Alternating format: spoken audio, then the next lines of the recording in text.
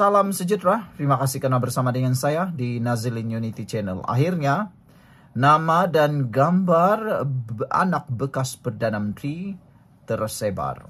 Wow. Tapi lah kan, ini yang paling saya heran lah. Ini sudah masuk hari ketiga. Sejak polis mengesahkan seorang anak bekas Perdana Menteri ditangkap dalam sekatan jalan raya kerana memiliki dadah dalam kenderaan. Dadah itu pula bukan sedikit. Dan yang luar biasanya, anak bekas Perdana Menteri itu sudah pun diberikan clue. Orangnya berusia 20-an, seorang lelaki. Dan menurut maklumat yang diberi, mempunyai juga rekod dadah terdahulu. Tapi yang menghairankan sehingga ke hari ini, sudah 2-3 hari lah.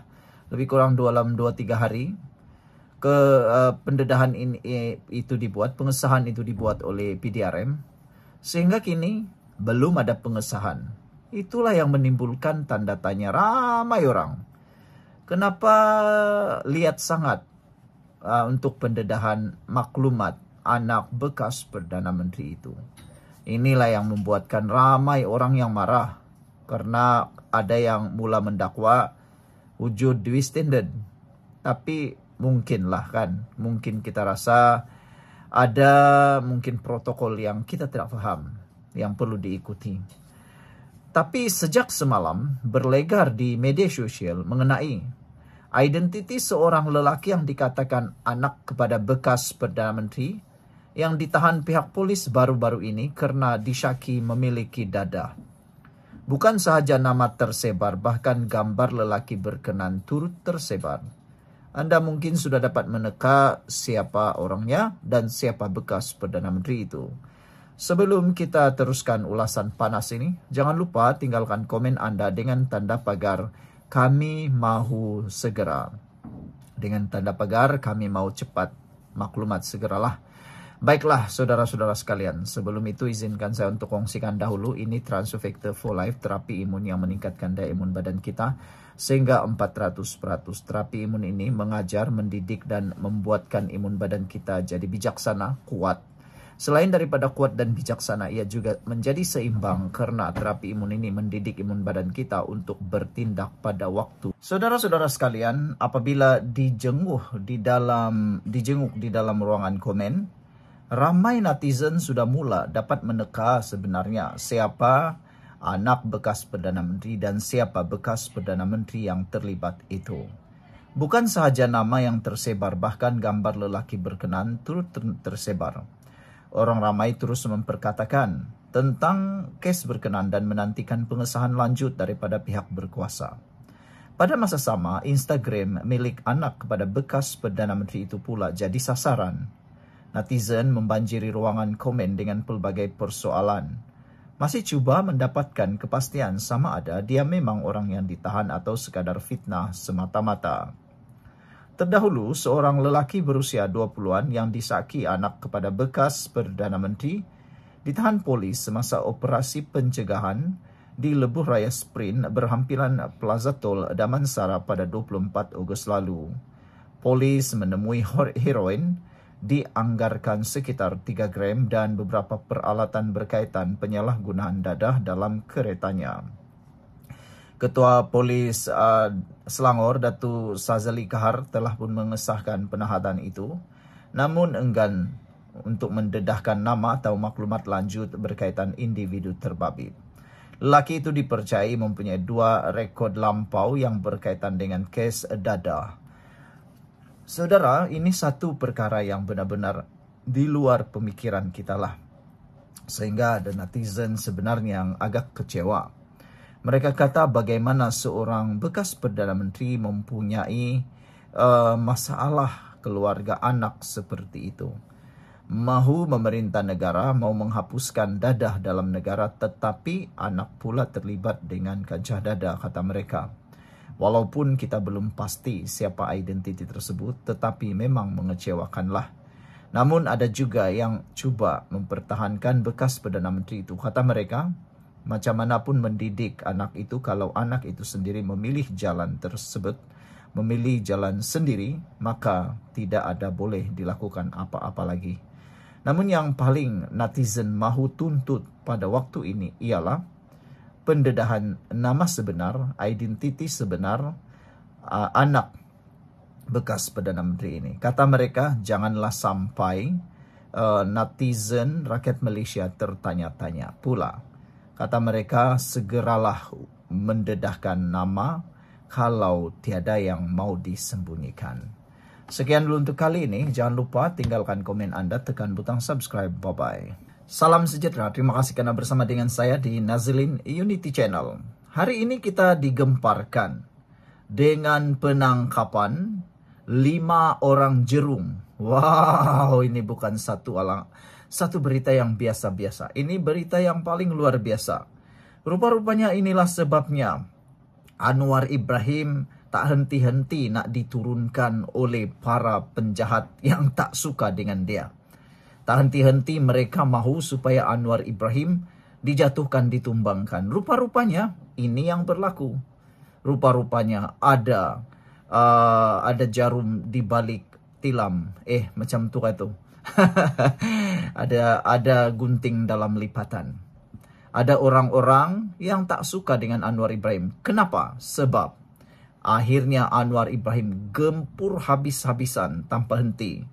Sebab itulah walaupun amat benci dengan Perdana Menteri ke-10. Hari ini kita dikejutkan dengan penemuan rampasan kereta mewah dan beg berjenama, dan telah pun akaun dibekukan sebanyak 7 juta ringgit. Daripada siapa? Daripada pegawai top 5 di DBKL. Wow, ini luar biasa saudara-saudara sekalian. Bukan orang biasa-biasa. Bayangkanlah, top 5 DBKL turut menerima tindakan. Kalau sebelum ini kita tak pernah dengar benda-benda macam ni.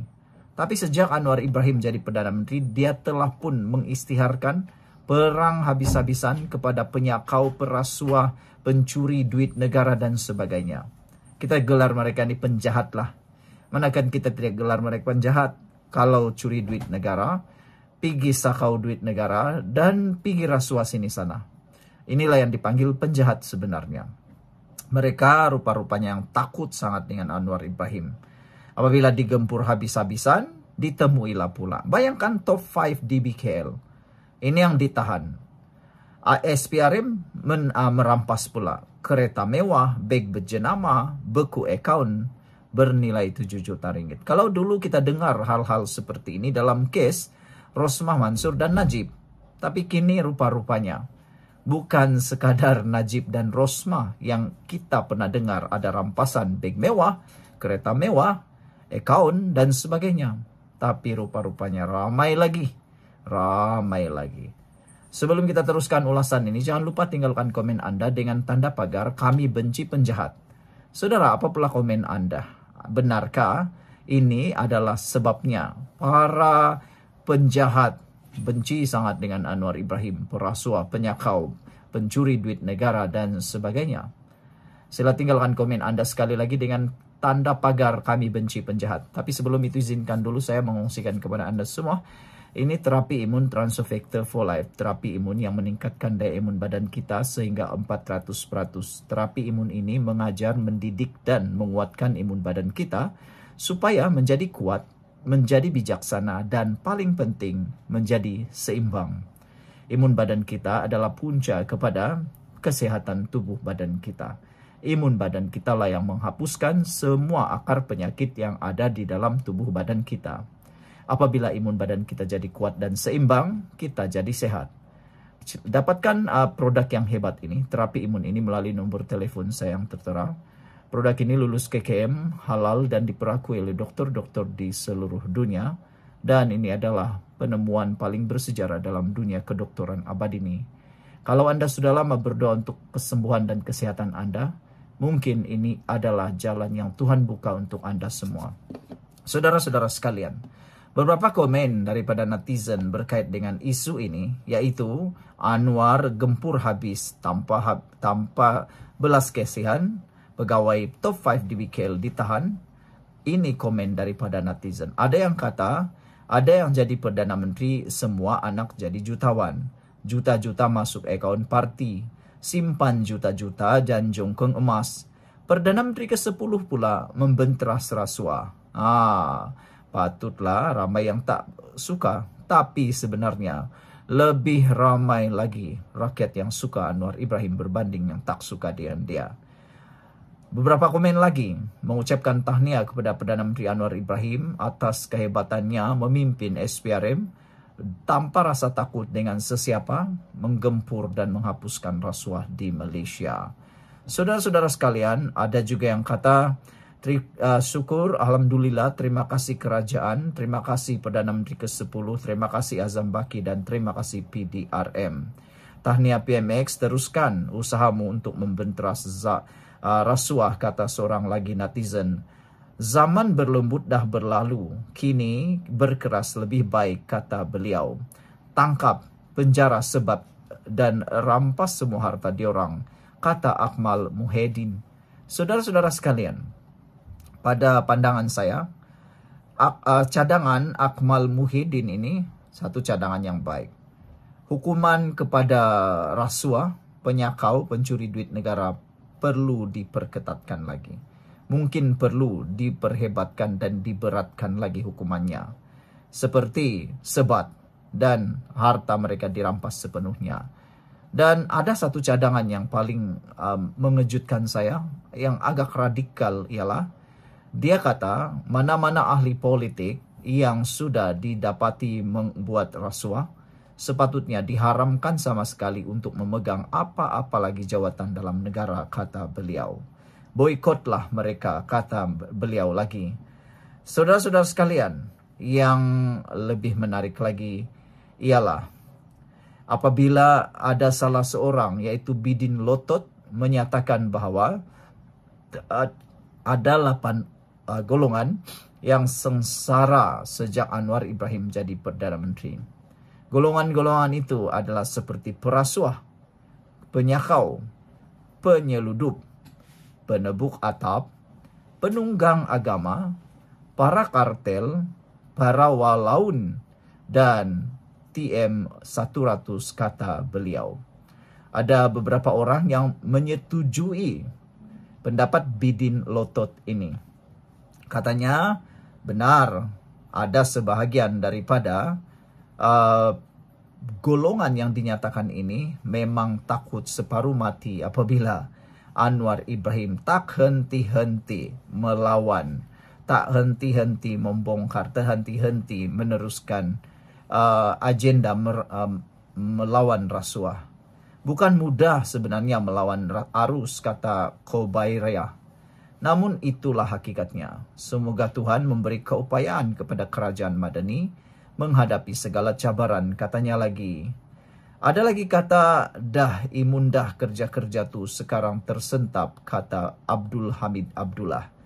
Betul juga, ada kebenaran apa yang Abdul Hamid Abdullah ini katakan, bahwa ada perasuah-perasuah di luar sana yang dah terlalu imun dan yang dah terlalu kebal dan dah terlalu biasa melakukan jenayah itu, sehingga tak takut lagi. Dalam agensi kerajaan pun ramai walaun atau mazhab yang mana, kata beliau, suka melakukan perkara-perkara yang tidak baik. Sekian untuk kali ini. Jangan lupa tinggalkan komen Anda, tekan butang subscribe. Bye-bye.